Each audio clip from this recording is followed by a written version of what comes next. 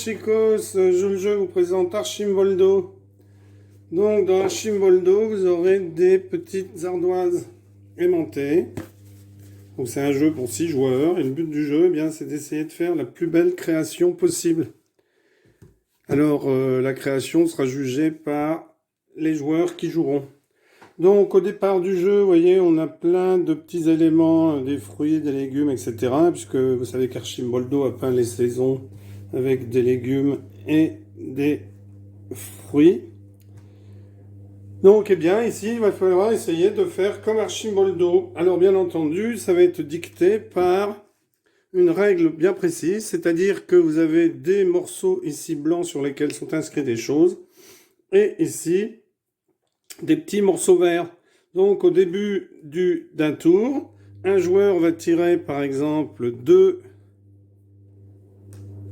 Voilà, voyez, un vert, un blanc, et au top départ, eh bien, on doit créer sur son ardoise quelque chose qui fait penser à nuit sportive.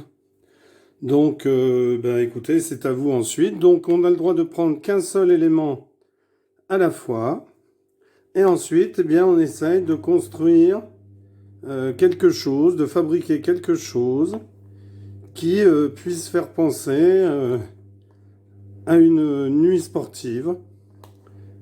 Donc on ne prend qu'un élément, des fois on peut même en échanger avec d'autres personnes si la personne est d'accord. Vous voyez, donc c'est aimanté, hein, ça ne tombe pas.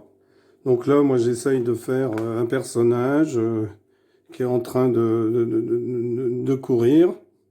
Bon, et avec la lune, donc ce serait quelqu'un qui ferait du sport la nuit. Bon, donc chacun essaye de faire une composition, hein, on prend autant d'éléments que l'on veut. Et bien entendu, si on n'utilise pas un élément qu'on a pris, eh bien on doit le remettre.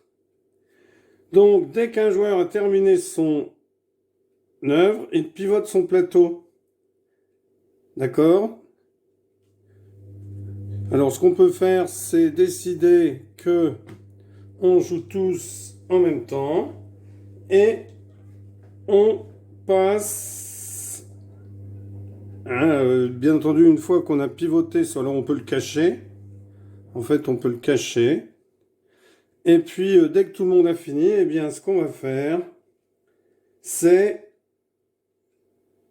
retourner. Alors, bien entendu, il n'y a pas de temps imparti, hein, d'accord?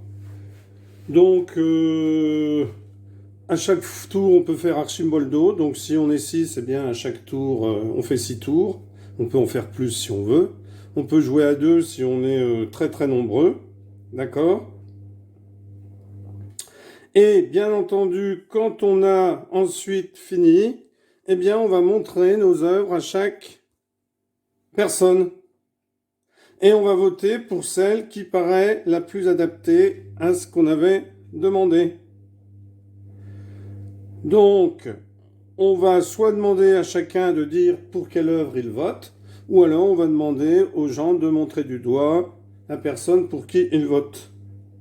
Le joueur qui a le plus de votes est désigné vainqueur et reçoit les 2 demi-étiquettes. Si, bien entendu, il y a 2 toiles qui sont ex aequo, c'est-à-dire il y a autant de gens qui ont voté pour une que pour une autre, eh bien à ce moment-là, normalement, c'est le maître Archimboldo qui choisit le vainqueur. Sinon, eh bien, on donne une étiquette à chacun. Donc ici, j'aurais remporté par exemple le tableau.